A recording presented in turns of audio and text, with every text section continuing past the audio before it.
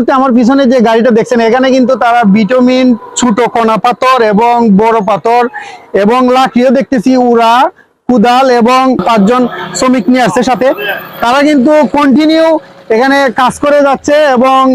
চুনারঘাট, মাধবপুরের বিভিন্ন জায়গায় তারা কিন্তু এই গর্ত দেখা মাত্রই কিন্তু তারা গাড়ি থামিয়ে কিন্তু এইভাবে বিটুমিন জাল দিয়ে কিন্তু দেখছেন আগুনের মধ্যে তারা দিয়ে কিন্তু এইভাবে কাজ করে যাচ্ছে এবং যেখানে গর্ত সেখানেই গাড়ি দাঁড় করিয়ে এইভাবে যে রাস্তা মেরামত করা হয়, আমি এটা প্রথম দেখছি আজকে। হয়তো এটা ব্যারিস্টার সাইদুল হক সুমন ভাইয়ের উদ্যোগে কিন্তু এটা আসলে উনি বিভিন্ন সময় বক্তব্যে যে বলেছেন যে যেখানে রাস্তা নষ্ট হবে সেখানেই গাড়ি দাঁড় করিয়ে এগুলা মেরামত করা হবে। আসলে আমি দেখতেছি যে এইভাবে যদি মেরামত কাজ চলতে থাকে তাহলে রাস্তার যে একটা মেয়াদ এটা কিন্তু বেড়ে যাবে এবং